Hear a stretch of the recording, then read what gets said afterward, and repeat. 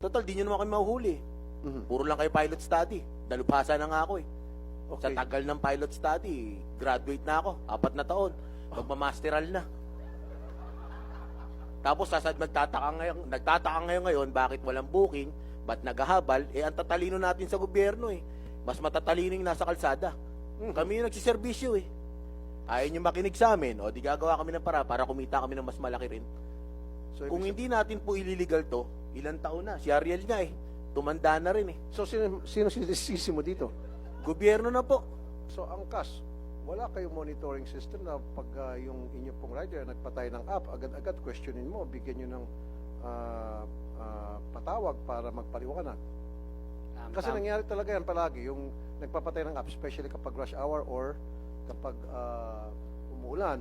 And, yeah, buti na point out ni Sir Patrick. And para magkolorum sila, and then magcha-charge sila mas malaki. Now, itong pasahero, gusto na makauwi, sige, kahit na triple pa yan. Wala kayong sistema na para ma-address itong issue na ito, sir. Maraming salamat po, Mr. Chairman. Actually po, meron po kaming fraud detection system. Chine-check po namin kung yung frequency na pagsisirado ng offline, tas pag-online.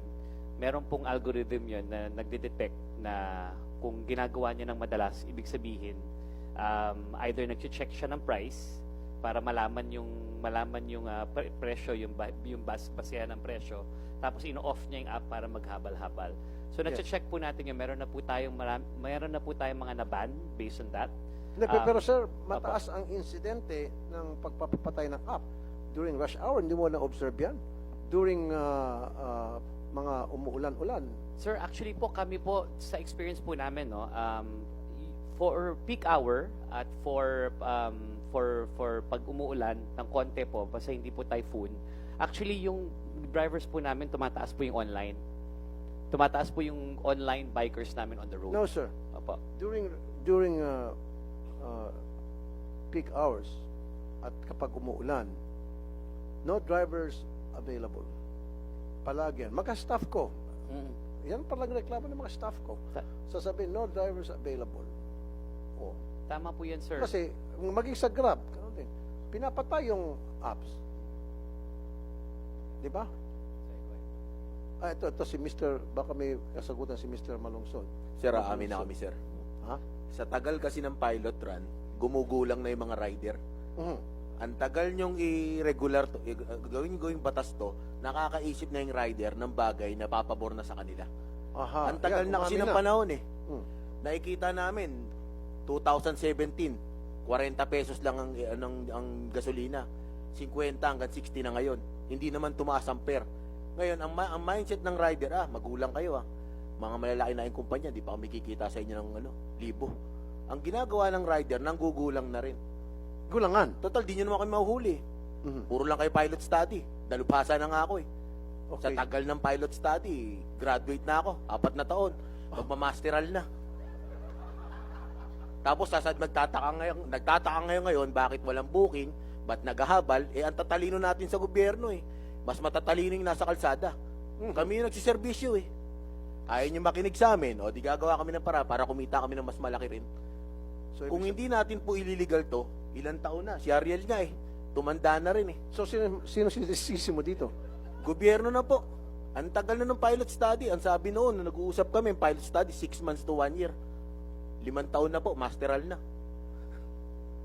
Mano man lang sana, sir, every now and then, nagbabago ng LTFRB chairman eh. Dati ang humuli pa sa amin, si Lisada. Sino si Rizada? Dating, spokesperson ng LTFRB. Spokesperson, kasi ang chairman, yung... Board member. Ba't kayo hinuli? Kasi illegal daw po kami. Yun lang alam namin na hanap buhay pag bumotorsiklo eh.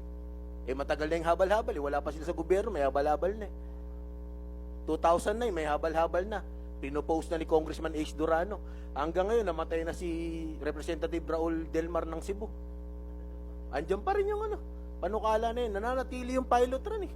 Hindi ko malaman kung patalino tayo o pamangmang eh. Attorney Cuadis, pakisagot lang. Or, you want to answer that? You Mr. said, Chair. teka.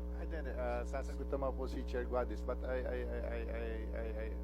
tawag po dito na nagugustuhan ko yung sinasabi ni Mr. Maglusod because basically yun po yung reality on the ground.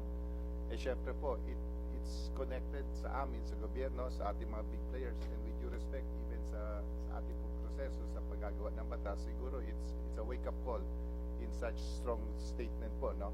But we appreciate that. So, Chair Guadis, please. Mr. Chair, when I came in, the pilot study is still on process. We submitted the final report.